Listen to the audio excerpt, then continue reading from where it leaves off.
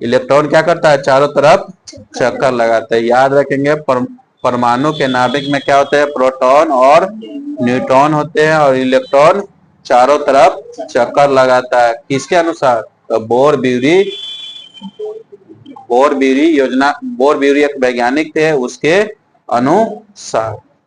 अब हम लोग जानते हैं क्या कहते हैं, विभिन्न कक्षाओं में चक्कर लगाने वाले इलेक्ट्रॉन की वितरण बोर योजना के अनुसार क्या समझ रहे हैं, क्या कर रहा है, विभिन्न कक्षाओं में चक्कर लगाने वाले इलेक्ट्रॉन का वितरण किसके योजना के अनुसार, बोर ब्यूरी के योजना के अनुसार।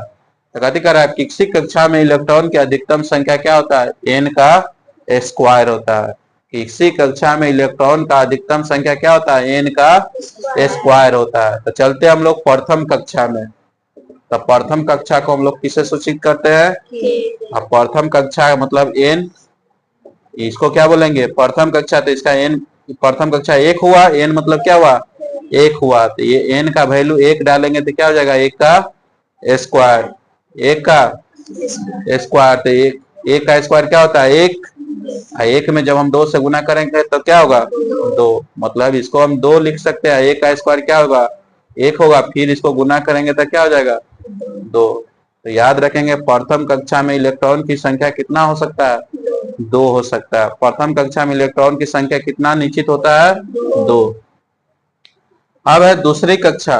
तो दूसरी कक्षा को हम लोग किससे सूचित करते हैं, एल से। दूसरी कक्षा को एल से, ई वाला बक्सा। तो इसको एन बराबर कितना लेंगे, दो। एन बराबर, एन की जगह पर यहाँ रखेंगे, तो एन की जगह पर दो रखेंगे तो दो का स्क्वायर क्या होगा, चार। और दो इसको गुना करेंगे तो कितना हो जाएगा, आठ। तो दूसरी कक्षा में इलेक्ट्रॉन की अधिकतम संख्या कितनी हो सकती है, आठ हो सकती है। कितना हो सकता है, आठ।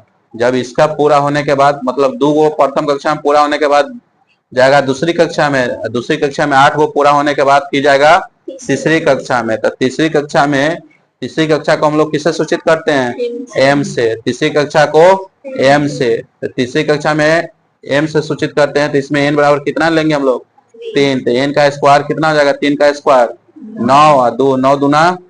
तो तीसरी कक्षा में अधिकतम इलेक्ट्रॉन कितना होगा, 18 होगा। तीसरी कक्षा में अधिकतम इलेक्ट्रॉन की संख्या कितना होगा। अगर मान लीजिए हम चौथी कक्षा में जाते तो चौथी कक्षा को किससे सूचित किए, एन से।